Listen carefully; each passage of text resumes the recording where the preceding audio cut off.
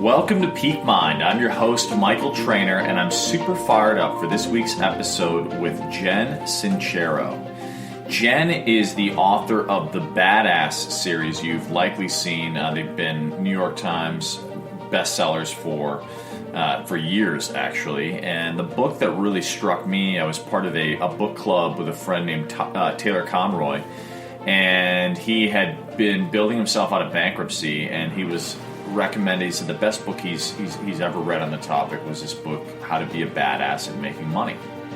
And I'd read a variety of finance books from Susie Orman to Tony Robbins to more kind of established economists.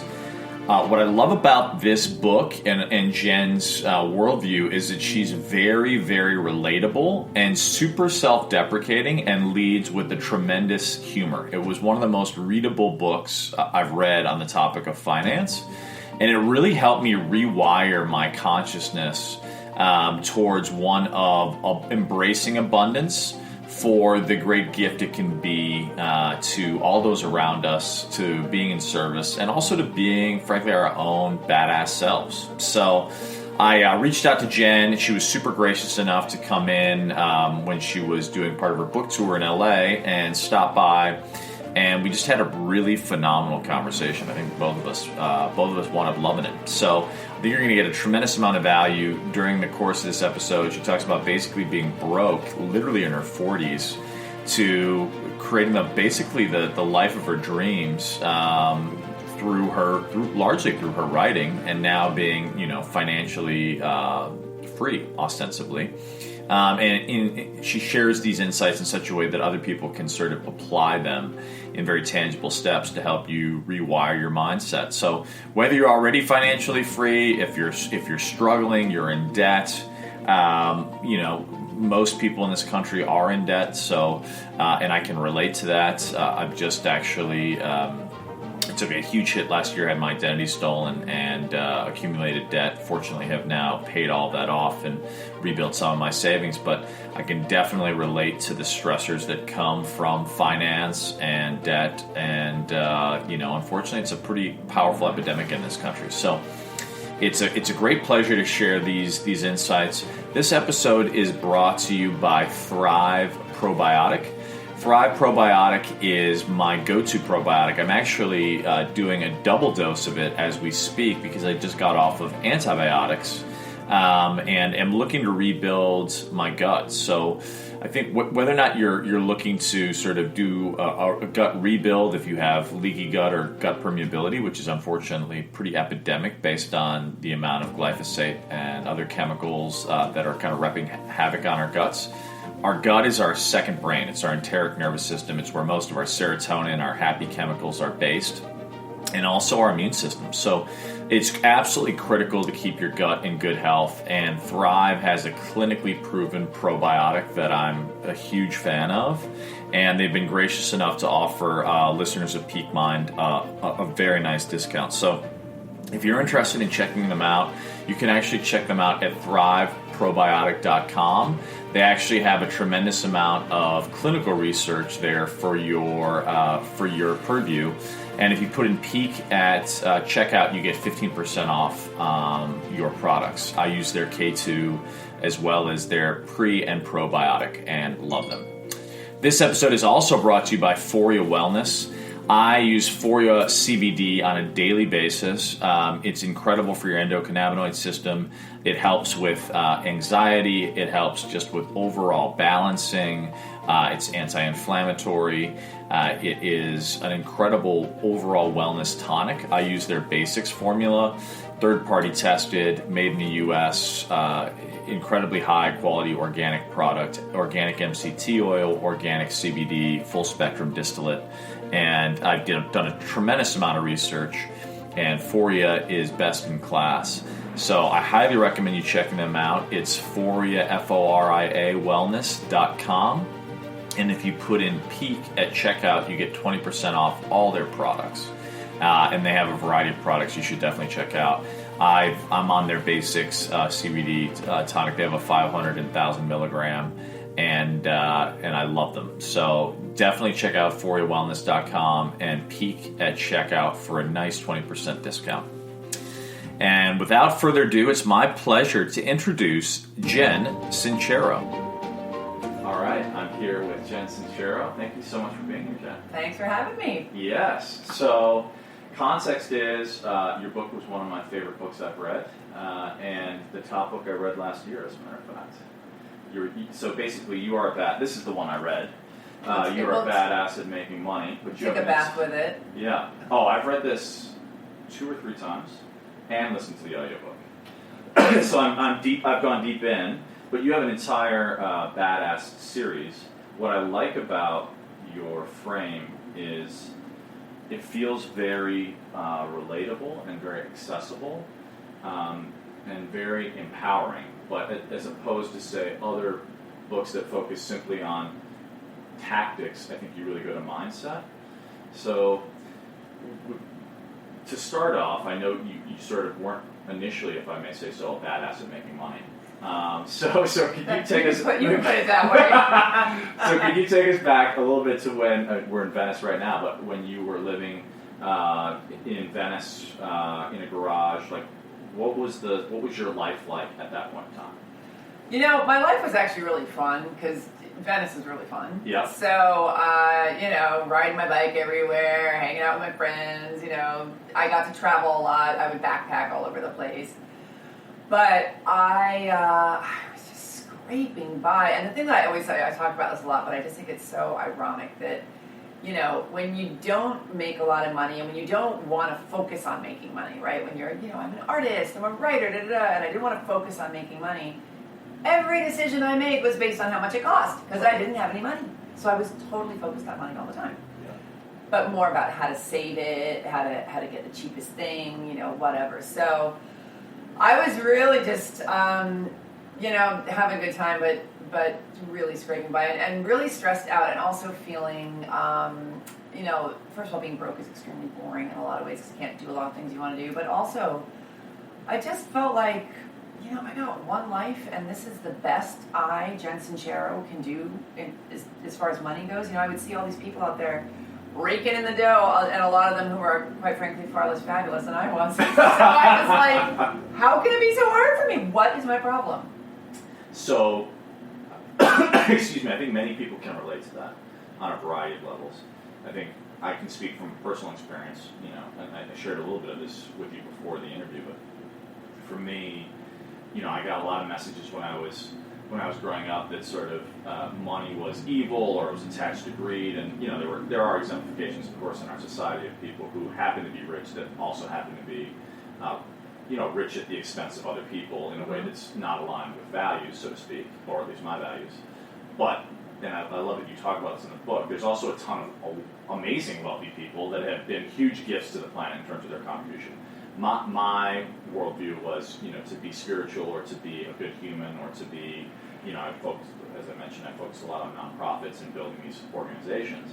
But like you, you had a story in the book where you would go to a dinner and, you were talking about you ordered the bread basket or you weren't hungry, this notion of you go in and you sort of act like you're not mindful of the bill. But that was so relatable to me. It's there have been periods in my life where I was technically living under the poverty level, yet trying to save the world, Yeah. And it was I guess my intention was noble, but like you said, I sacrificed so much of life, this one precious life that we have. Yeah. And so what were your first steps? When did you actually come to the point? What was the catalyst where you were you know what, no more bread basket dinners? Still do enjoy to eat all of the bread. I didn't have one, almost got hit by a bus, someone I love died, I didn't have that. I did have a trip to India, actually, which, interestingly, was incredibly awakening. It woke me up a lot, but it wasn't for the reasons that, I didn't go sit in an ashram or blah, blah. It was more that I was scared out of my mind to go by myself. It was one of my very first big solo trips. And I just had this image of myself as this tiny dot on the other side of planet Earth, and nobody who loved me would know where I was. I wasn't bringing a cell phone, and I could just disappear in a puff of smoke, and nobody would find me, and I was consumed by this terror. But there was another part of me that was just like, you gotta go, you gotta do it. And, cut to the second I get to the international terminal of the airport, I'm like, yeah. And I met great people immediately, and it was fine. But there was something about conquering that huge fear of mine and having this amazing adventure. I came back to Venice, and that's when I was like, I thought I would come back from India and be like, thank God for my tiny, teeny, tiny one-car garage apartment. And instead, I had grown so much, I was like, I will start screaming and never stop if I don't get the hell out of this teeny tiny place, because I had grown. Wow. So you had this epiphany, which frankly I can relate to because I've lived in South Asia for 2 years actually. Mm-hmm. For me, that was a huge catalyst in my own evolution because of seeing extreme poverty and wanting to support those living in extreme poverty.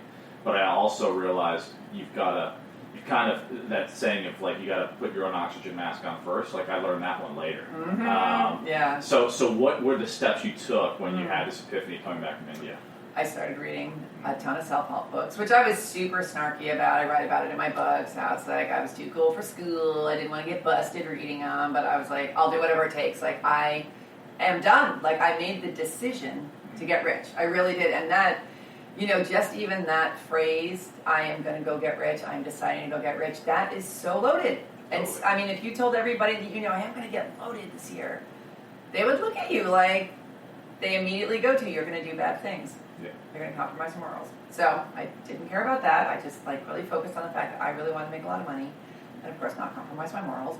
But I started reading self-help books. I started going to any kind of money-making seminar, no matter how cheesy, like some place in Las Vegas and some conference room in a hotel. I would fly there and go to it if that was a money-making seminar. And I was in LA, so there was tons of stuff going on here. I hired coaches. I went to every single women's entrepreneurial seminar. I was out all the time working it and learning as much as I could.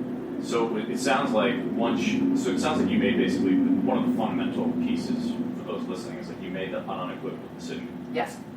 And in that decision, and I love your voice through the whole book because it's so just real. But basically, in that decision, you're like, okay, I'm unequivocally committed to this. I imagine.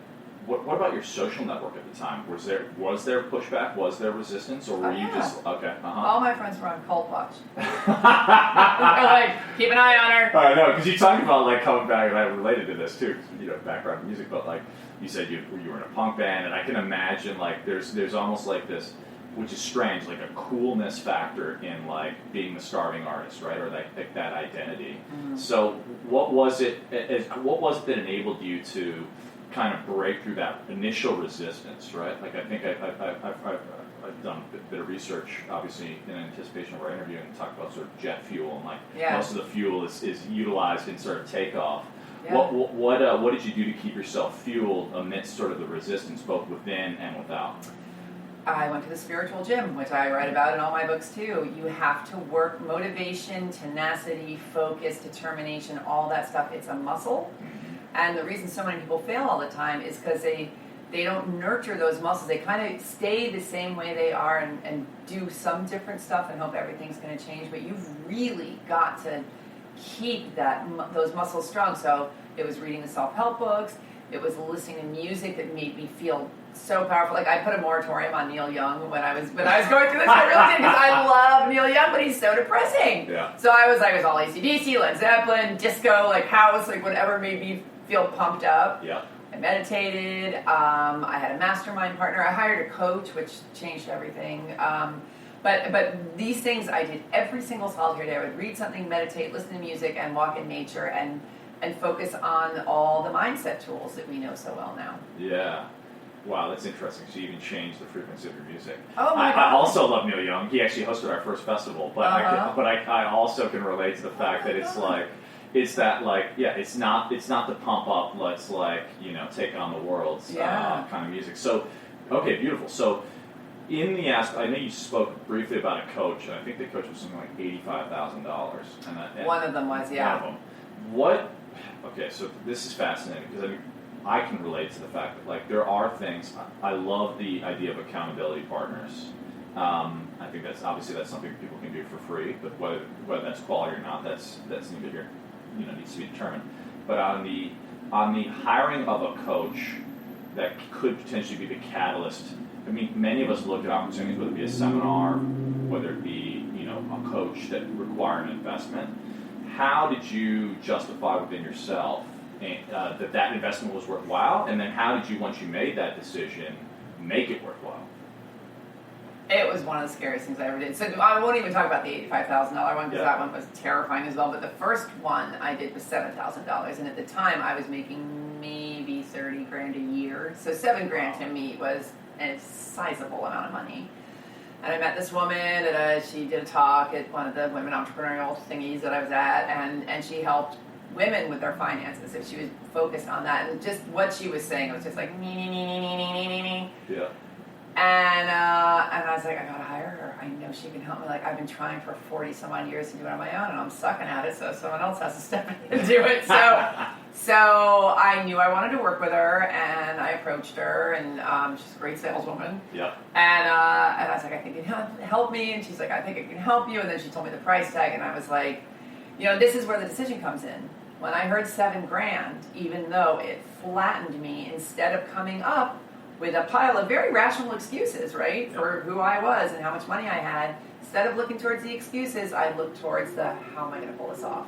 And that really is the big diff between pretending to make a decision and making a decision, is you figure it out instead of backpedal. So I was like, all right, I got to come up with $7,000, and my only way I could think of to do it was to put it on a credit card, and that was so because I was already in pretty serious credit card debt. But I put on my credit card, and then I did every single solitary thing she told me to, and I tripled my income in 3 months. Really? Mm-hmm. Wow. Mm-hmm. So much of that resonates.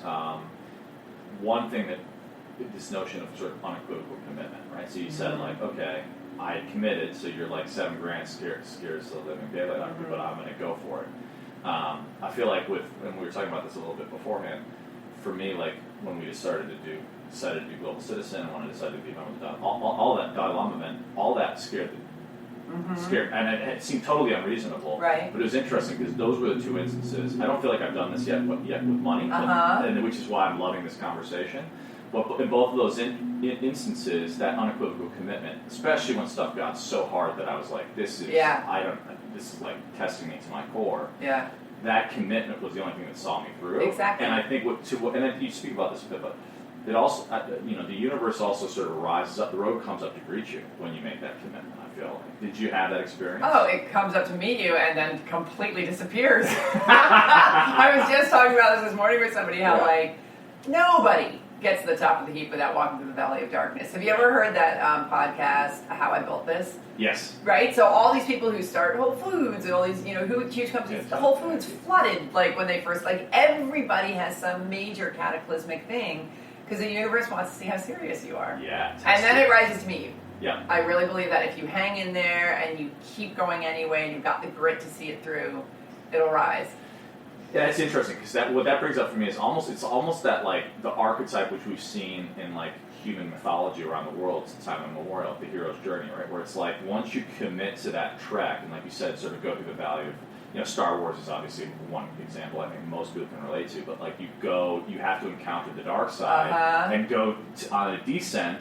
And Joseph Campbell talks about that before the ultimate ascent. Yeah. Yeah. So you were tested. What were some of the tests that you had to overcome, or some of the obstacles? Well, forking over $7,000 was honestly one of the biggest because I didn't know her. This was back when coaching was still even more snake oil salesy. Like, do you have a degree? Who are you? And so just trusting my gut and trusting that she was legit, and then started an online business. She got me up and running with an online business, and I knew nothing about online marketing, and again, it was like I was a cool punk rock chick, so for me to like have a squeeze page and all these dorky because online marketing is so dorky. It's awesome because you make so much money, but it's super dorky. Yeah. So I had to really put my ego aside and not live in fear that like my punk rock friends were going to see my do you want to write a book? Do you wish you had some help? Give me your name and email address. Like that was my little squeeze page. And then I lived in fear that my new clients who are hiring me to help them write their books my band was called Crotch. I wore a hair bikini. I was like this super weirdo. And I was like, oh God, if they see that, they're going to ask for their money back. So it was this whole sort of super uncomfortable thing of allowing both sides of myself to coexist. That was really hard for me. And then she made me charge crazy prices. Like, oh my God. Like for me, and now I look back at those prices and it's so cheap. And then every time I ran the course, she made me double my prices. Really? Oh my God, yeah. So, okay, this just hits me to the core because I actually just spoke about this. I'm going to show this because hopefully it's helpful for the audience. But for me, coming from, and I mentioned this to you briefly, but like coming from Global Citizen, which we built something that wound up being very successful in the world, right? And I felt very proud of it, but ultimately when my dad got diagnosed with dementia, financially I needed to figure out new moves and a different way of being. And so doing this sort of podcast in Peak Mind felt very small. Like egoically I was like, this is like, I'm taking a massive step down.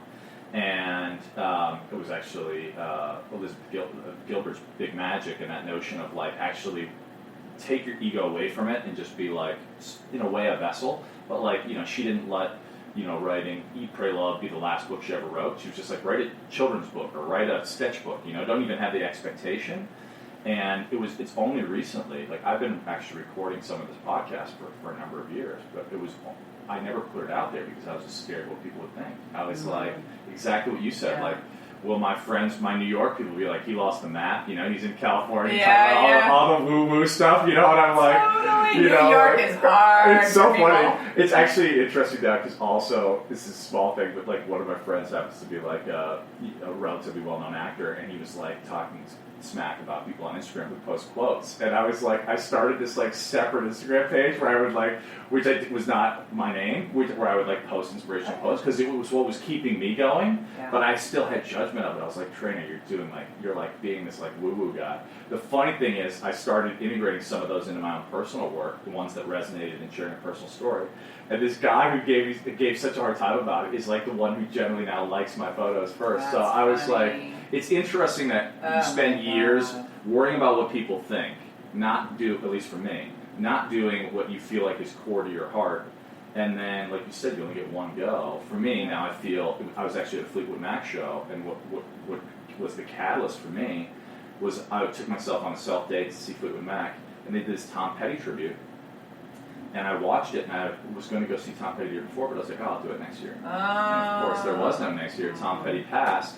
And that was the catalyst where I was like, man, some opportunities only come once. Yeah. And I'm going to sing my music, And maybe 3 people show up. Like, it may be no one. But it's more about the act of doing it than attachment to the results. But I love that story about the guy being the one who likes all your stuff because you're so busy trying to please everybody. And they're not even paying attention because everybody's just thinking about themselves anyway. They're not like, oh, he's posting quotes. Well, 100%. Yeah. But I also can relate because I'm now sort of a bit of this, it's stretchy, right? Like where you said, there are snake oil salesmen and there are hucksters, but at the same time, there are wonderful people changing the world online, right? Like more and more people, more than 8 billion people are coming online, and who are you to deny them of your song? But oftentimes, the way that you do that, there's tried and true tactics to do so. So as you started, and I believe this is around supporting authors with becoming published, writing their book. Was that They're writing their book proposals? Their book proposals. Yeah. Which is interesting. I want to talk about that at some point too, because I'm about to do that. But when you started doubling prices, did you see less clients, or did it actually? Not at all. So that was the thing. It's like I was first of all, I was terrified of the judgment. Like, who do you think you are? You money-grubbing, greedy, fat-headed blank. And I definitely lost some clients, but I gained some new ones. And the more I charged, and the more terror I was in, the more I showed, the bigger I played. Yeah. I was like the most amazing book proposal coach you ever worked with because I was waking up screaming in the middle of the night what I had to charge. It was great. Wow. It really, money is currency and currency is energy. Yes. So this is where I'm now doing my own work, because I've now committed in the same way, and this may be this would be a rich potential conversation, but I think I shared a little bit about this with you before, but my dad, who I have a deep, deep personal relationship with, said his core identity was family first, and then secondly, being a provider.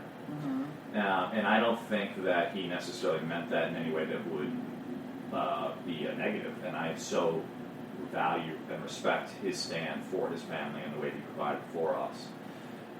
But what's interesting is I have a limiting belief now where I'm not going to find my partner until I'm at a certain level of financial abundance. And so there's all these different pieces, and I know you spoke in the book about the inner work you had to do to get to that place, because it sounds like you really rose up, right? As you're sort of setting the bar higher and higher, you rose up with the tools and strategies and ways of being that enabled you to attract the clients that would be able to meet that level of what you were charging.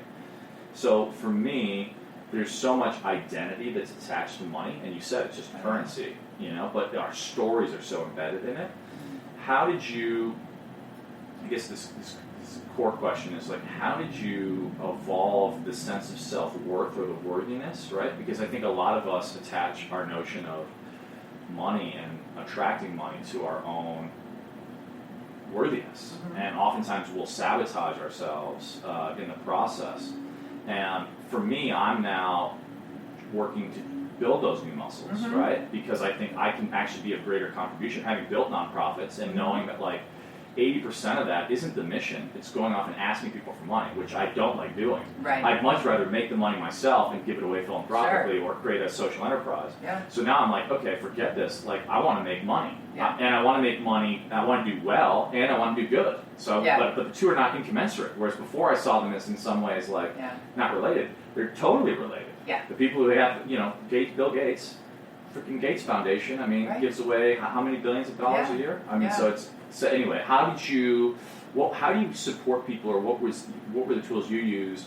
And I know so much of this is laid in the book, so you can definitely recommend people check it out. But the inner game, the inner work that you did to keep building the muscles to enable you to stay in that sort of rise, if you will. It was reading the books. Yeah. And the books really work for me. And there's also the guided meditations really helped me, but they were all based on money. Like, I was a laser-focused person about it's got to have to do with money. If it doesn't have anything to do with me making more money, I'm not interested in it. So you cut out. So you totally narrowed your focus. I really did. It's interesting because you also said that when you started writing your book, and I'm about to approach the book myself, and I really, because I can see myself going to Ojai and having 8 other book ideas, which keep me from writing my actual book. So, and you talk about not diluting that focus. Yeah. How do you stay? Is it simply like, okay, I'm committed to this one piece, and come hell or high water. Yes. This is it. Yes. Because there will be negative things they'll try and knock you off course, but there's also epic ideas. If you're like me, you have epic ideas that they can also take you off course. The best way to get more ideas is to start writing a book. Seriously, every time I sit down, I am like the most creative genius I've ever met. So you write them down, you write the idea down, and then you get your ass back in the chair and finish that book. Oh my gosh, hell no, you are so unauthorized to start another book, because what's going to happen, which I used to do, which I don't do anymore, but I get an idea, I'd write it down, and then I'd be working on the book I'm supposed to be working on, and then it would get really, really, really hard, and I would think it sucked, and I would have a nervous breakdown, but this is not the book I'm supposed to write, I'm going to go write that other great idea. Then you start working on that great idea, and then that gets challenging, and then you go back and forth, and a couple of years pass, and you haven't done anything. Yeah. So, it's going to get challenging. Yes. Anything worth doing is going to get challenging, but you just stay with it. And then when you're done, then you get to do the other ones. Well, let me ask you a little bit about this, because I think it's somewhat tangential, but very related. So you have decided in your 40s to totally change your life, and to be the exemplification of that transformation is very inspiring for me, and I know for a number of others. You have a #1 New York Times best-selling book. You've launched, ostensibly, it occurs to me at least, to be this whole profound transformative ecosystem around empowering people to really believe in themselves and their own song, their own gift, and put it out in the world in a way that also honors them. What was it like to birth? Because you talked earlier that you wrote books, so obviously writer was one of your great gifts. But before, those books didn't really do much. Right. How did you? What was your way of being, or what did you have to do, or what do you attribute to the success of getting to a #1 New York Times bestseller? I wish I knew. I really, honestly, I think, first of all, when you're writing anything, you have to tell the truth. Yeah. And all I did was write the book I wanted to read, because I've read a zillion of them, and there's so many great ones out there. I'm not dissing anybody else's books because they changed my life. But I was, I like story and curse words and humor, and I like, just give me the damn information. A lot of these books go on and give you 100 exercises at the end of each chapter, and I'm just like, just tell me what I need to know. So I was very clear on boiling it down and putting it in bite-sized, meaty chunks, because I'm impatient. Yeah. Yeah, so... I like the meaty chunks. I also like that you put these sort of, like, these mantras and these exercises, not 100 of them, but you sort of have the staircase, if you will, almost in the chapters that people can take to sort of support their own rise. If you were to distill down, and it's obviously a lot of this is in the book, but if you were to distill down for our audience, like, 2 or 3 essential tools that you found in your process, what would be some? Well, decision obviously was one of them, but what were two or three of the other parts of your process that you feel like everyone can incorporate in theirs on their rise in making money? Well, first you gotta wake up and become aware of what your story is. So listen to the words you're saying. Listen to what the people you hang out with say all the time, because birds of a feather. Totally. And because a lot of times we just take it as truth, and we don't step back and be like, wait a minute, is that true? Like, you know what I mean? So for me, I was saying I can't afford it over and over and over 8 million times a day.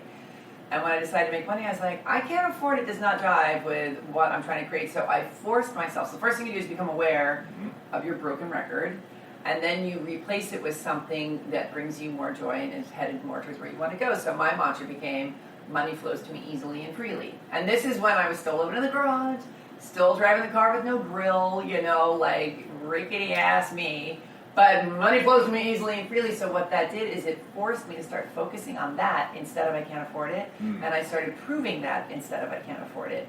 And so what happens is we start to build foundations of truth and reality. So I can't afford it. I got a crappy car. I'm a freelance writer. You can't make money as a freelance writer. I have a lifetime of proof that I suck at making money. I can't afford it. And we get really defensive and grouchy about our realities. Yeah. So if you come up and you say, well, what if you just said money flows to me easily and freely? I would be angry at you, right? So it was only when I made the decision to not participate in that anymore and say money flows to me easily and freely that I started to prove that. It was shaky at first. Like I'd find a buck on the ground and be like, see, money flows to me easily and freely. But I started to look for proof of that, and there were, odd freelance jobs that came out of the middle of nowhere. I'd get a tax return, or I'd get hired for something weird that I didn't think I could, and I started to appreciate that, and what you appreciate appreciates. Yes. And I, also, my energy was better, right? Everything is energy. Everything is about energy. So the energy of I can't afford it is very different from money flows to me easily and freely.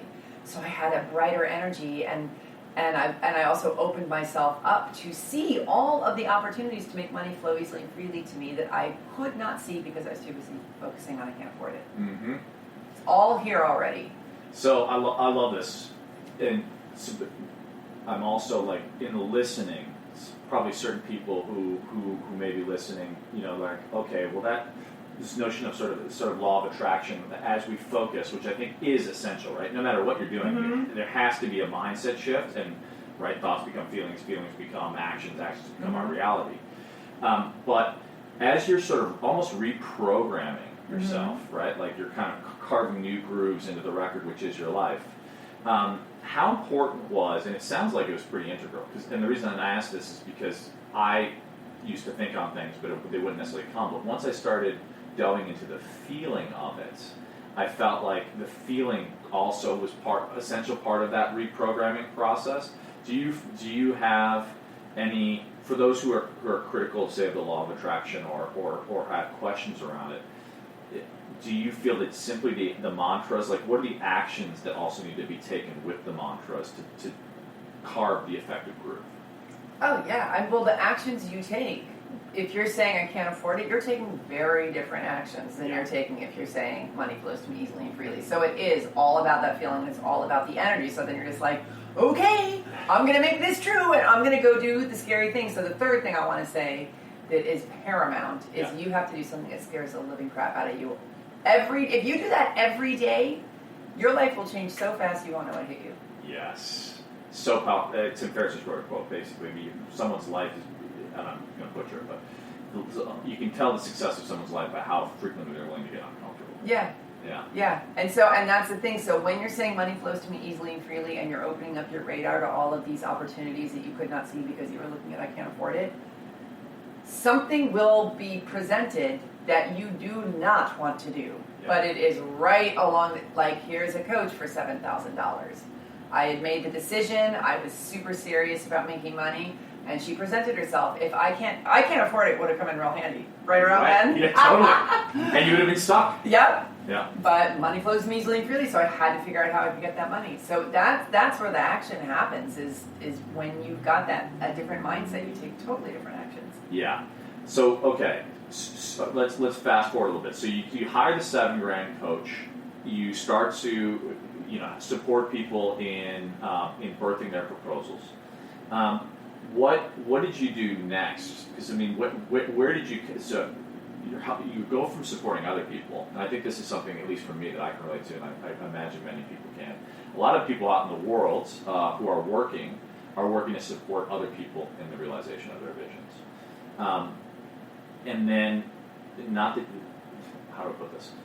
At the same time, you then go and start writing these books, which are really about you owning your own vision, but also to support other people. But you're not writing other people's book proposals. You're stepping into your own proposal and your own book. Mm-hmm. Was that stretchy for you? And if so, like, what did you do to move through that discomfort and say, you know what, I'm worthy of this book. I'm gonna write the You're a Badass series. Like, how did the journey move to you being able to birth that process? Well, I'd already been a coach for a number of years, so I was really comfortable with the material. But first and foremost, I'm a writer, so I felt like I want to take a stab at this. I've read everybody else's. I've got some stuff to say, and I think I can say it in a funnier way. So yeah. I was actually really excited. I wasn't going through the whole worthy thing with the You Are a Badass stuff. But I had to walk through a serious valley of darkness, and it's a long story, but I basically had a huge creative disagreement with, first of all, nobody would publish it. No one. Nobody. So that's the big nanny boo-boo. And for all those writers out there who keep sending it out, and you hear this all the time. Augusta Burroughs couldn't get Running with Scissors published. Like, you hear it all the time, and then it, like, hits the jackpot, and you're just like, I am not, because I'm an adult. But a little bit inside. Maybe a little bit. So nobody would publish it, and then the publisher we did get just did not. They basically wanted me to publish my rough draft, and I was like, we didn't do any rewrites. She just wanted me to publish. She's like, it's great. What are you worried about? And I was like, I am not putting my name on my rough draft. So huge fight ensued, and I wanted to pull the project and give them their money back and write up a new contract saying I'll publish it myself. But I was devastated because I have no interest in self-publishing. I think it's an amazing thing for people to do. I am not the person to do it, and I'd worked so hard on this book, and I believed in it so much, and I was like, oh my God, if this is left in my hands, it's going to die in the water. But at the same time, I knew it wasn't done yet. And these were industry professionals telling me it was fine. But there was a part of me that was like, it is not. Like, I cannot put my name on this. So I yanked the deal, and then they came back and were like, fine, what do you want? And they gave me like 3 weeks to rewrite the whole thing. I had to hire an editor to help me because their editor thought it was done. And it was terrifying. And everybody was mad at me. And talk about, like, being a people pleaser, right? So I was like, they think I'm like a prima donna. Like, yes. I felt like I was asking for it. Was such, oh my God, I was such a mess. But I am so glad I did it. So you stood in the fire, basically. Yeah. Like, as someone who initially was worried about, what people would think, and then stepped into the discomfort, that would have been, I mean, I can't imagine the faith that would take to be like, okay, you finally get the book published. Finally. They've accepted your final draft, which I'm sure most authors are like, hallelujah. Yeah, she was amazed. She's like, I thought you'd be happy. I was like, no, I'm embarrassed. Yeah. So so the book as you knew it, what shifted from, say you had published your draft instead of this book? I mean, obviously it seems like probably much of your success, because I'm guessing the book that ultimately published was the catalyst for this entire journey. What happened in those 3 weeks? Did you basically how did you transform amidst the fire to create your masterwork? Well, I hired my coach, the $7,000 coach. Yep. And we talked, and she's she's great, but she knew me really well. She knows this material really well. She knows my sense of humor really well. So every morning, and we just go through chapter to chapter. She'd be eating like a bagel, talking to me, and like changing every single thing around. She'd be like, "That was so fun. Okay, see ya," and hang up. And I'd be like, "Ah." And I was at my mother's house in January in New York in like this filthy robe. My mother's always like, "We should sell that robe," because you wrote that robe. And I wrote, for 20 hours a day. And then the next morning, I would wake up, call her on the phone, get a million notes, and. Yeah, so your process was basically like you found someone who really supported you, that you trusted. Yeah. It sounds like having people in your corner that you can trust is. And they say oh my gosh. That notion of obviously who you surround yourself with. Mm-hmm. How has your social network changed since your success? I'm honestly so grateful that this hit me in my 50s and late 40s, because I've got so many dear old friends. I just saw a whole bunch of them last night. Yeah. And who love me. And I've lost some along the way who thought I was, a snake oil salesman or whatever, or thought the woo-woo was too woo-woo. Like, I definitely lost people along the way, and also who were uncomfortable with me making a lot of money. Yeah. But for the most part, I've got a ridiculous amount of really good friends. Yeah, that's the best. Yeah, it's amazing. So basically, you've surrounded yourself with dear old friends who you trust, who also support you in being you in the fullest expression. They do, but but I did have to meet new people, because a lot of my friends are broke, and a lot of my friends are struggling in ways that I don't anymore, and it is kind of hard to relate to some of that. I still love them, and we still do things and whatever, but I honestly can't talk to them about some of the stuff that I deal with now, because it's so out of their reality. Yes. So I have made new friends that are sort of more at my level. Yeah, got it. So what has been, now you're several books in, what do you feel like has been in this sort of path and moving from sort of the person you were living in Venice some years ago? What have been some of the tremendous insights beyond the wealth of the material wealth that have come to you? Like, what are the gifts what gifts have arisen in your life that have resulted from this commitment to this path? Oh my gosh. Being able to give back, like we were talking about, like I can give a lot of money away to things that I feel really strongly about. That is an amazing, amazing feeling. Being able to take care of people I love, or even if it's just buying them and being like, I love you, go out for dinner. Yes. That's amazing, by the way. That's just it seems maybe to some as like a simple thing, but I was reflecting on this because,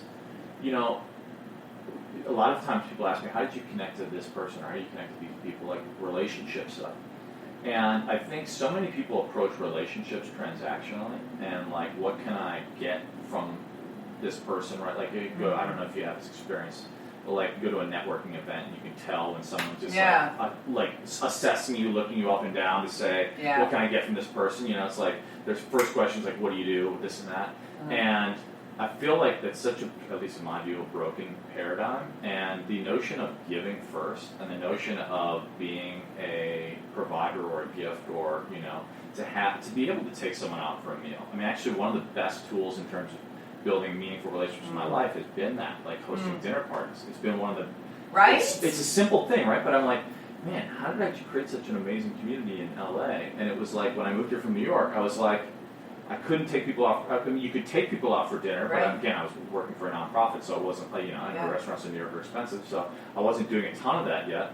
But when I moved to LA, I was like, you know what? I'm going to host dinner parties. And like taking people out for dinner, the relationships that have eventuated from that have been like actually amazing. Breaking bread, exactly. It's a real thing. It is. And it's one of my intentions in terms of this process of embracing wealth and abundance is like, I would love to be the person who's never worried about like what the bill says, like, and just being able to be like, I got this. Yeah, and also letting them get it. Like, Yeah. that makes people feel good too. But Yeah. like, I just bought my first house and I'm renovating the crap out of it and it's going to be awesome. Amazing. But I'm so excited because I bought something that's got enough room for people to come and work on their own projects, and then we have sort of a communal feast every night, and that is my new dream that Wow. I'm so excited about. Is that going to be in Santa Fe? Yeah.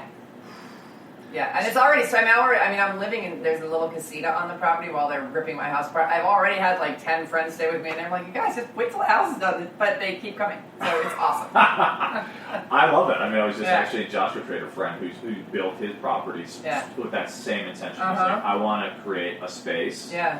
And it was interesting because it was such a beautiful experience to be out there and to be a part of really this intention, which was how can I add the most value to people I care about lives, you know, and like to, whether it be an artist retreat or you know whatever that is, to be one of the insights I had from this weekend, which is fairly simple, but I just got a deeper sort of understanding of it, is this notion of like living is giving, and the more that you can give, I feel like the more you live, the more you come to life. It's very true. And it's also totally selfish. Like, I want them around. Yeah. You know, so you can give to yourself too. Like, I'm happier when all my peeps are around. Yeah. Yeah. I'm with you.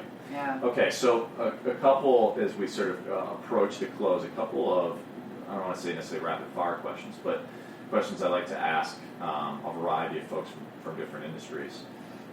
One of which was a question that was asked to me some years ago, and it was really transformative for me at the time, which was, if there was one thing you were to add to your life and one thing that you would take away, so one thing you're adding and one thing you're removing that would have the most transformational impact on your life, what would that be?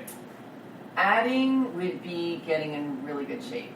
I love to hike and backpack and all that stuff, and I've gotten a little lazy, so I can't. So I'm really excited to get healthy and in shape and just really rock it out. Because I'm telling you, once the odometer turns on the 50, like 50 is amazing. It's one of my favorite decades already. Yeah. But the body, you cannot wing it anymore. She's just like, bitch, you gotta show up. I'm like, my body's been amazing my whole life with very little help from me, and now it's like, okay. So, taking Pilates, like that I'm really excited to up my game. And to take away, what could I take away? My impatience. I'm really working, and I'm living in the perfect place. I live in a town full of senior citizens and lost tourists, so it's like, be careful what you ask for. So behind the wheel of the car, I am learning patience on a daily basis. Got it. Yeah, the road can be a very strong, strong teacher. Yes, it can. Exactly. I was looking at that myself. I was like, I'm such a chill person, except when someone cuts you off in traffic, and it's funny, like the degree to which like we become like we flip a switch, and I was like, they showed up at your house and punched you in the face. Exactly. Like, all they did was get in front of you. Exactly. You're like, it actually doesn't make that much of a difference. Right. You know? But somehow emotionally, it's very triggering. Yeah. Interesting.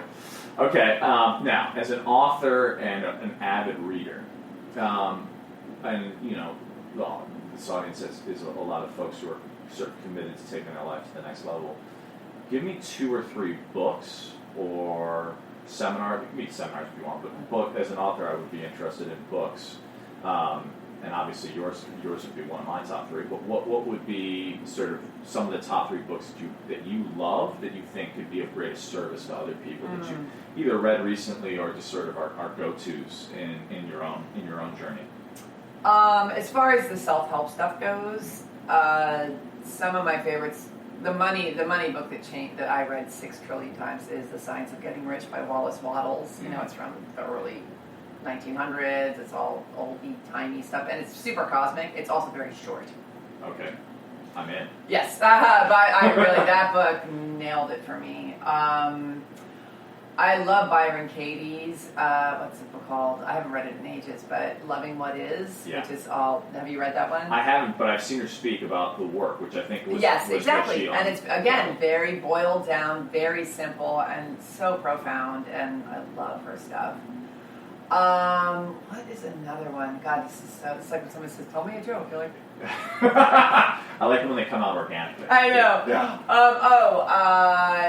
This one I came to late in the game, but The Dark Side of the Light Chasers by Debbie Ford. Huh. And it's all about embracing our dark side because we've all got it. So it's when we push against it and shame ourselves and hate ourselves for what is basically human nature. Yeah.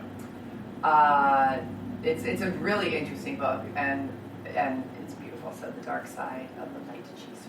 Okay, beautiful. I love that. Mm-hmm. Let me ask you. So now you're several books in. I'm hoping you're going to write more. But was there, and we alluded to this a little bit earlier, was there a part in your process where one book? I actually don't know the answer to this, but was there one book that was remarkably more successful than others? And did you have any of that, like, sort of saying, like, how do I, like, I've got, the next thing has to be better than the last, or how do you keep in the process? Because what's powerful to me is you're consistent over time, and I feel like so much of this path, especially as we embrace, this up-leveling process, is that consistency over time. I think that's one area in which I was like, okay, like because I love traveling. Like, my passion, if I could, like, just live life without giving, like, sort of, like, no cares in the world, I would just visit every country in the world and just be, like, forever traveling, Yeah. And it was actually last year where I was like, okay, some things went really well. Actually, this is vulnerable, but I'll share it. Like, I actually, like, on paper, lost. Last year was the first year after reading this book that I committed to going after making money. And for the first time, and this is what was interesting for me, I've always been values aligned. Like, so I've always been, like, value aligned. And at some sacrifice. Last year was during the whole sort of crypto blockchain boom. Mm-hmm. And I stayed value aligned, like I focused on projects, and I think the technology is very interesting in its potential. I emphasize potential. But I started to go after this, okay, here's a context where if I focus my energy, I could potentially create that wealth that would give this family, would give me the financial freedom to not have to worry about, like I told my long-term care facility is like $15,000 a month, right? Mm-hmm. But I went in and found myself traveling all over the world, and, like, basically the market went like this, and then it went like this. And on paper, I lost 7 figures, and I went into, to be very honest, and I can say this now because over the last 3 months, I've totally taken myself out of it and created a new level of abundance, but I went into debt, like $70,000 in debt. And I actually hadn't shared that publicly, but it was interesting because I think there's also this narrative of, it's like you go down, you have the descent and you have the ascent, and then, like, everything's kind of perfect from there. Where it's like, I think so much of life is this roller coaster. But what that taught me, and the gift of that, the experience last year was, I just decided, because the negative side was I got hit by a car, I got my identity stolen. I mean, it was like the universe was letting me know, like, I was in my own view that I was not aligned. But what was beautiful was I didn't see myself as a victim. I was like, okay, this is just not working. Clearly not working, right? I think many of us can relate to the fact that, like, there's times in life where you're like, for whatever reason, you can blame it on someone else. Shit ain't working, Right. And so for me, what it did was it got me back to, and that's actually where I launched the podcast. It got me back to, like, okay, because the times in my life where I've had the greatest ahas were Global Citizen. I was offered, before we launched that, I was offered a lot of money to do something that wasn't in line with my values, and it was literally as simple as handing a drive over and getting a big check, and I couldn't do it. And instead I went and volunteered, and that eventuated me meeting the folks that we launched Global Citizen with.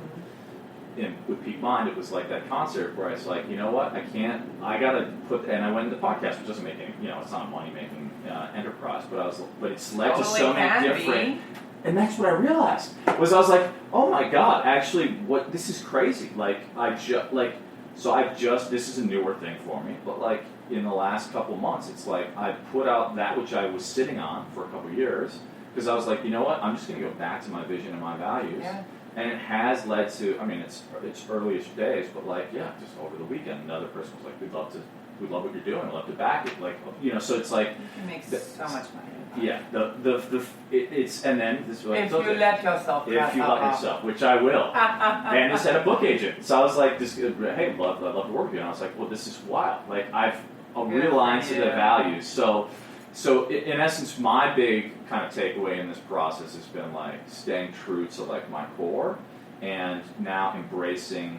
Again, I think this goes to my issue. It doesn't sound like it was yours, but the notion of like the worthiness of the pursuit of money as still totally aligned with my vision and values. Totally. Yes. No, it's the most loaded topic on earth. I think more than sex and religion and everything. I think money flips us all out. It instantly means you're a bad person. We equate the desire for wealth with greed. Yeah. We really do. You know, the second you say, I want to go out and get rich, we instantly go to, he's going to do screwed up stuff, you know?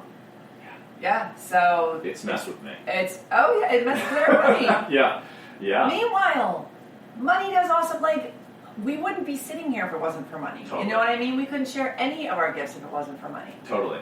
But we go to that dark place. I think it's very interesting. I mean, it really, and that again, it's all about giving people permission to go make money. Yeah. Yeah.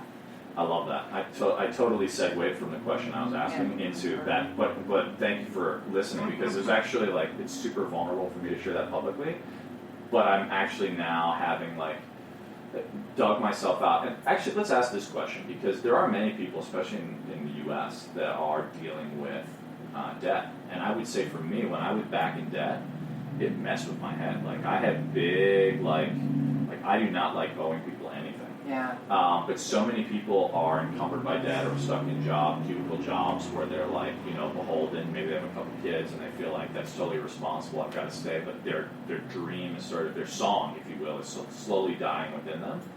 Do you have any thoughts or insights in your own process for those folks who are in that place, maybe where they're in debt or they're stuck in a cubicle and they're like, they have this dream, but they don't know where to begin? Do you have any insights in your own personal process on how they can start?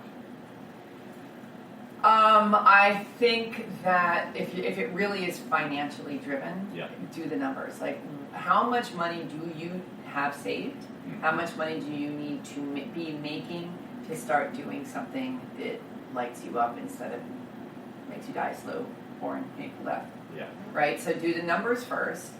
And then act like your life depends on it. Like, do a scary, terrifying thing every single day to move yourself in that direction. It's honestly what I just said before. Like, figure out what your excuses are, your broken record, change the story, and then go scare the crap out of yourself. I love that. And the other piece that I'm really taking away from this is it's this notion of like who you surround yourself with in that process, and having people that'll have your back, even and especially when things get scary. Well, and also, it's not usually your closest friends and your family. Yeah, that's true. In fact, most often, it's honestly the most common question I get is like, what do you do when the people closest to you don't support you? Yeah. And the reason they don't support you is because you are killing their buddy. Like, you are killing the person that they know and love and creating a new person in their space. And you are also holding up a mirror saying, if I'm going to go, we're all in the same soup, but I'm going to go do this awesome thing, you're showing them that they can do it too. And people get grouchy when you give unsolicited advice and unsolicited information about how they can live their lives too. Even if you don't say it in so many words, just by doing it, you are proving something that really upsets their truth and their reality.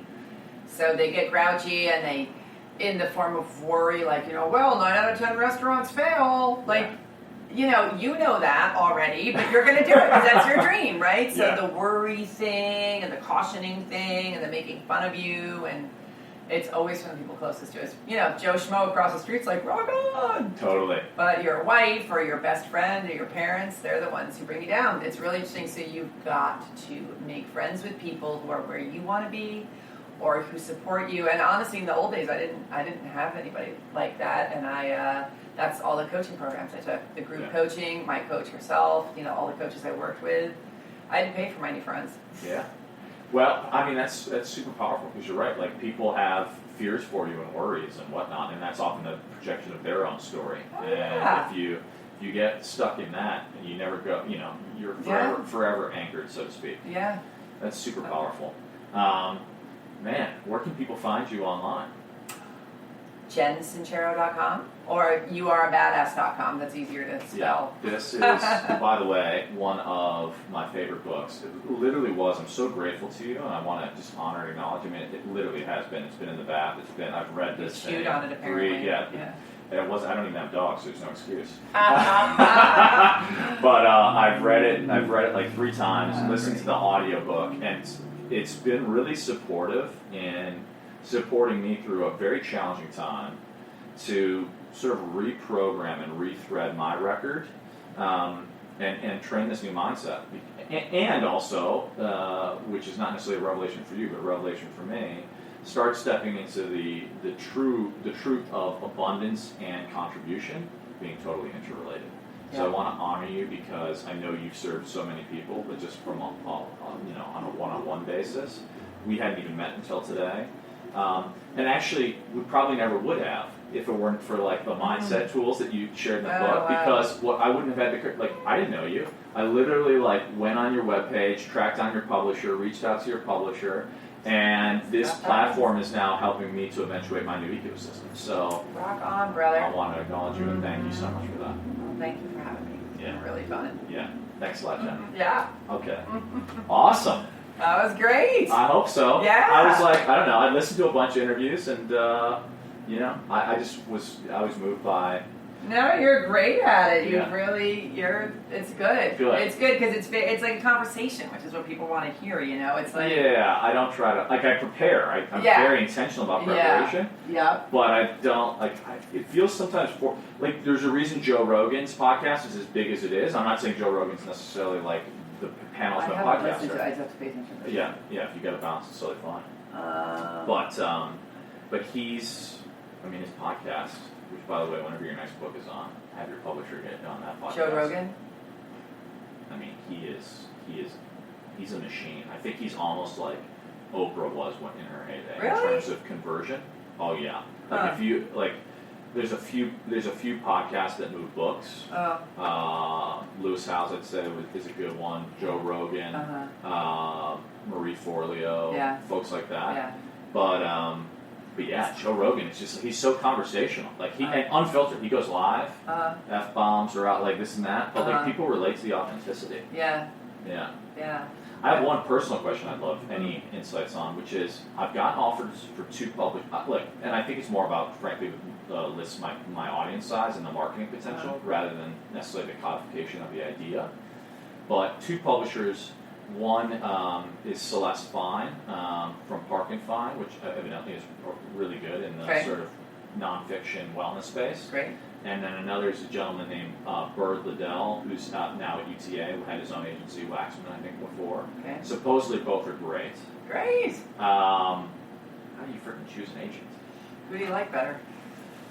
Well, I really like Bird was harder to get on the phone, and I was like in 90% on going with Celeste, just because I actually like the idea of not that it's, and this is just about my own concept, but I was like, I like the idea of working with a powerful woman. She's there's so many lists, and who's to say the veracity of that, but on a list she's listed as top 5 agents, and she's worked with a bunch of friends, each one of whom have written first-time books, and all of them have gotten over 6-figure deals, which I think is pretty unheard of for first-time authors.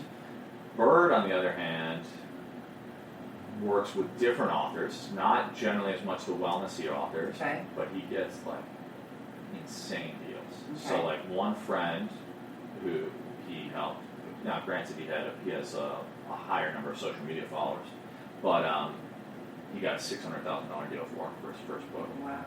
And I know he secured, I don't know for whom, but he just secured a $5 million deal for someone. Wow. So I'm so there's a little bit of and I don't want to just go after the number, and I'm sure Celeste secures big, huge deals too. Yeah. But I was okay, this is so hard to choose. I don't know. But what I liked is Celeste, so I think for better or worse, works with a team. So I've only spoken to her associate. I think the advantage is they help you a lot with the proposal. Okay. So they have a proposal process, and they help you with it. I think with Bird, he would probably be spend $5 to $10,000 and hire someone who will make a kick-ass proposal, and then we'll go off and get you. But also what I was told by the guy who referred me, who's the agent of the guy who got the $600K deal, is he's referred to several people to Bird, and Bird is not like, yeah, I want to represent you. He's not like everyone like that. Yeah. And it was only when I shared with him the bigger vision, because I want to do a big global. I want to do like, so I'll share this with you. I haven't shared everything with it. This is an idea, and I hesitate to share ideas before they're born, but my vision is now to do in 2020, it's for the 50th anniversary of her birthday. It's also Dalai Lama's 85th birthday, and I hosted his 80th birthday.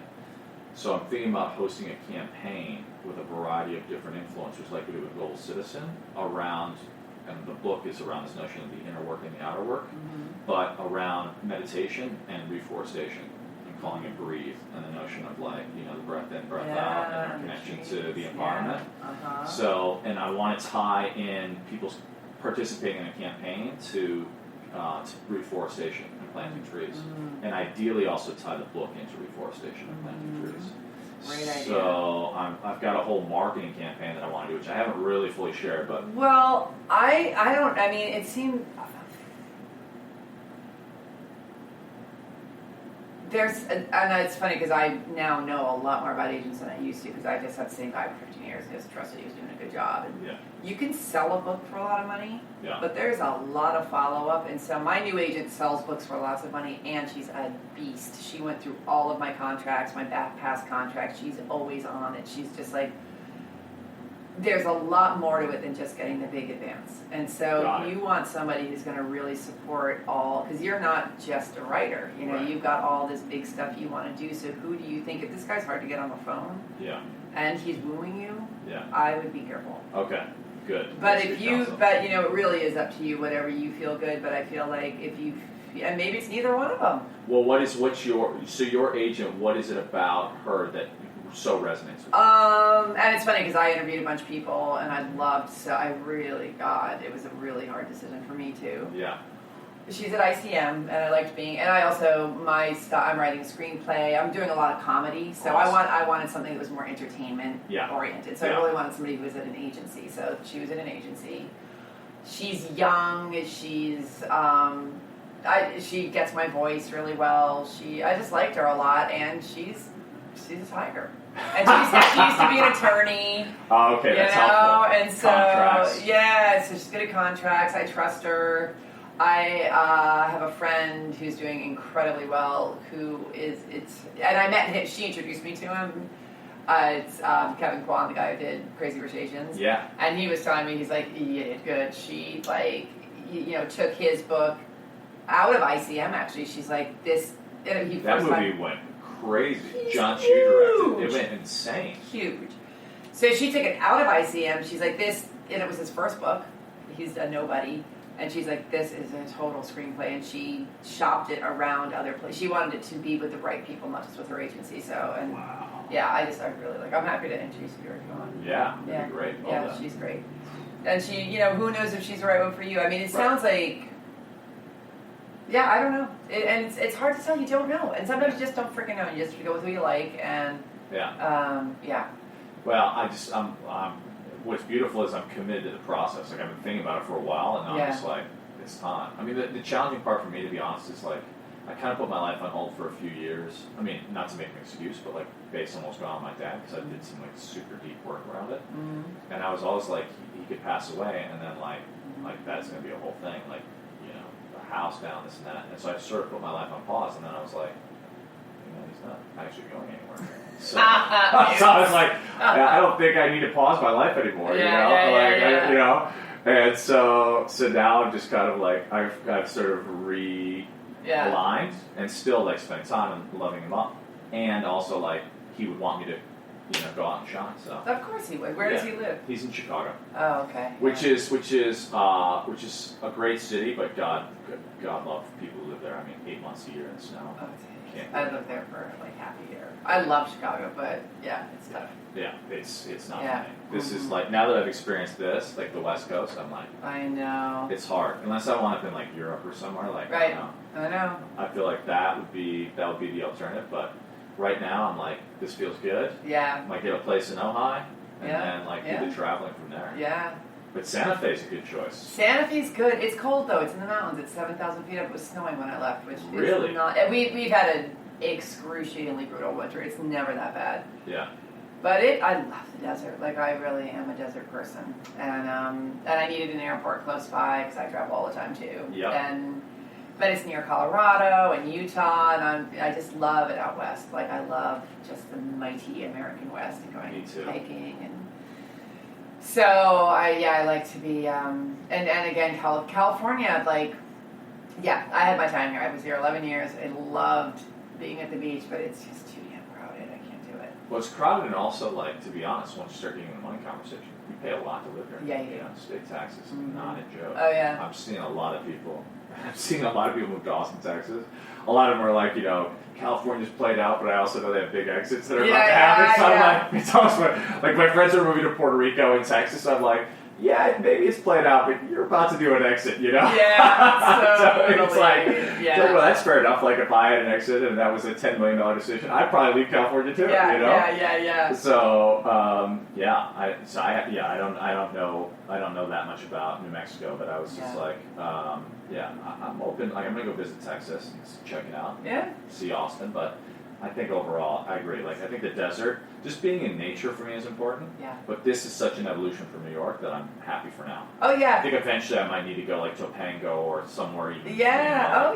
I mean, you can't be in a bad mood. I mean, it's always nice here. You have the ocean and the mountains. I mean, I really appreciate that. I just never, LA, even just visiting it, it's not my place. But this part is, this little pocket in Joshua Tree and Ojai and stuff. Yes. But, there's stuff about Santa Fe that's not great, but I love, talk about nature, and you have a little city, they have really good restaurants, all the bands on tour have to stop in Albuquerque or Santa Fe because I-25 and I-40 meet in Albuquerque, and 8 hours in any direction, you have to drive for 8 hours to get into the town, so they're like, well, screw it, we might as well play in this dopey town. So I've seen amazing concerts of bands that you would have to, like, kill 10 people to get into to see out here or New York, and then it's not even full. My band, I had a band when I was in Albuquerque, we used to warm up for people I loved. I was like, this is insane. What? Yeah, because it's not that big a town. Like, I'm going, Crystal Method's playing, I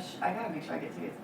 It's like some dopey dive bar that I'm sure won't be full. I just don't know. It's awesome. That's great. That's like a hack. That's like a life hack. I know. I'm gonna go where the place, like, where all the dope bands are gonna be, but I don't have to, like, you don't have to deal. And really, it's because they're all on tour, and it's 8 hours from Phoenix. It's 8 hours from Denver. I don't even know what's east of us, and maybe 8 hours from Austin, maybe more.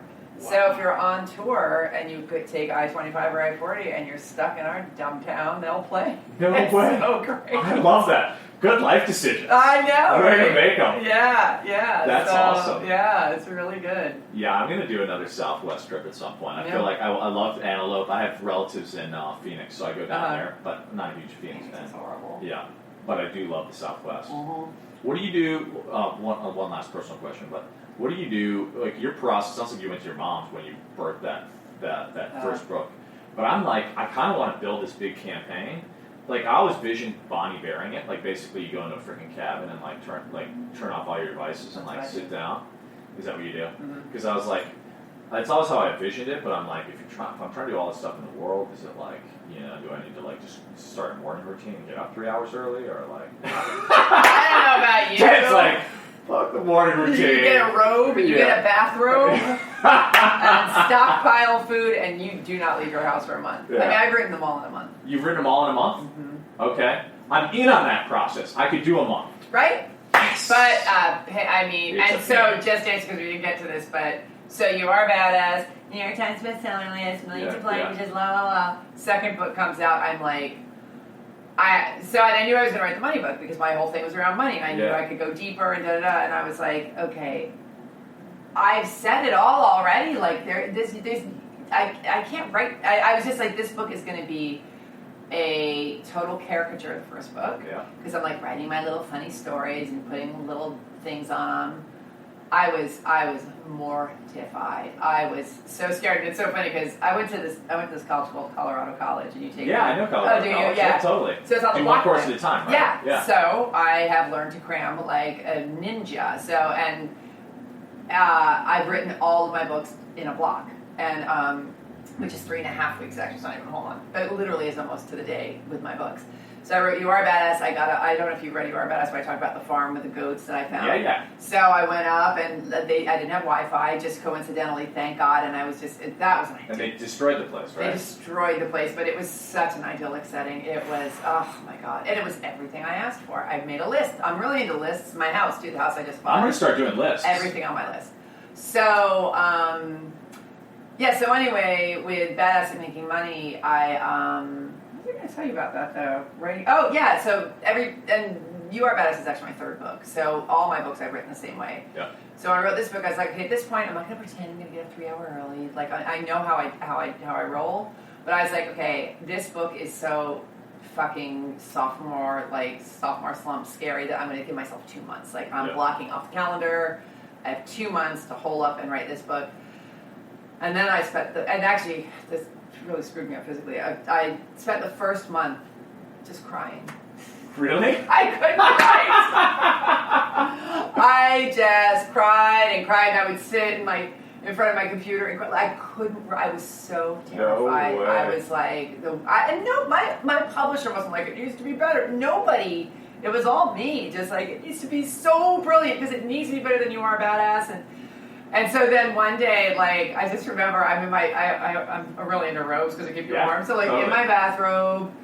And I go out to my driveway, and I just lie down in the gravel, and I start to cry. And I'm like lying in my driveway in my robe, and there was something about the patheticness, like that was the lowest low I hit. And then I got up and went in the kitchen and wrote the whole book. No way. Yeah, but I was living in this house, and oh my God, out in like horse country. Everybody was on 5 acres. Everybody had horses. You have that huge. So I love the ocean, but in New Mexico, you've got that sky, so it's like the ocean's on top of you. Totally. So it's just chugging on top of me, and I've got this house. It was such a great house, but it was fucking freezing because it was all windows and it was winter. Way. And so I'm freezing, and the heat, it wasn't winterized. Like, it didn't even have heat in the kitchen. It's such a crazy story, and I shouldn't have lived there then, but whatever. So I'm in this freezing cold kitchen, and it's hilarious. I'm writing a book on abundance, and I've got like a shitty heater. I'm sitting in a chair that I bought at a yard sale. Like, I don't know why. And I ended up, and I just sat in this position and typed the whole thing. And when I was done with my book, I had to walk with a cane. No way, because your foot was so asleep? My whole leg. Jacked? My whole right side didn't work for like 6 months. Wow. It was really scary. So that's when I say, like, I want to get in shape. Like, it's 100 times better, but it's still a little wonky, so I need to really work on it. There's a place called Human Garage if you really want to get like California woo-woo on the physiology. Oh, really? Yeah, they did like this whole, it's wild, like alignment thing. I mean, I can't describe the full science, but it's all about your fascia, right? Like the connective tissue. So they put you on a grid, and they like take a picture and they assess your posture and like how you move, and then they start doing it's a whole treatment protocol. It's like 2-3 months. The first adjustment they did, which by the way I thought would be like my spine or chiropractor or whatever, was my jaw. Interesting. And they dig in the jaw, and they're like, I mean, it's not pleasant, but at the end I literally felt like I was high as a freaking kite. Right. I felt like I had like smoked a massive joint or something. Like I was like. Wow. And I walked, and then they took a picture of me again. And my posture and alignment was totally different from that one session. Wow. And then they do that throughout your whole body. Though I didn't have the same like mind up, but I realized I store all my stress in my jaw and in my hips. Yeah. So when they did those adjustments, but it totally changed my. Well, you have to keep being. The thing is, because your body memory. So I'm doing Feldenkrais, and the reteaches your body how to move. Yep. And Pilates, and I'm doing it every day. Pilates is great. Yeah, so I'm doing Pilates. Yeah, so that so I'm on it because I am on of it. The cane, it was like a grandpa cane. It wasn't like some steady like carved handle. I like needed the padding and a big ball. It was like it was. It would be cool to see pictures like lengthened out. You had like the cane with like the diamond. Oh yeah, no. I had the fantasy of that. And I was like, I need to use this bitch. Like it was so serious. Oh my god. You got like the Walker. It's funny until it's not funny. I was like, oh my god. That's pretty epic. Oh, well, thank you so much for coming. Yeah, thank you for having me. That was really nice to meet you. I had a good time, yeah. And there you have it. I hope you enjoyed this week's episode with Jen SINCERO. I just really got a lot of value out of the conversation, and hope you did too. If you did, go ahead and tag me at Michael Trainer and let you know what you garnered from the episode. I will share it with Jen. She's absolutely delightful human. If you did like the episode, it'd mean the world to me if you shared it with someone you think that would find value in it. And in addition, if you went out and basically gave us a nice rating and review, that enables us to actually move up higher in the algorithm and enables this content we're putting out for free to be seen and appreciated by more people. So I'm so grateful for you guys being a part of this community. You can always hit me up with a DM anytime at Michael Trainer across all platforms, Insta, Twitter, etc. And with that, please go out there and live your inspired life.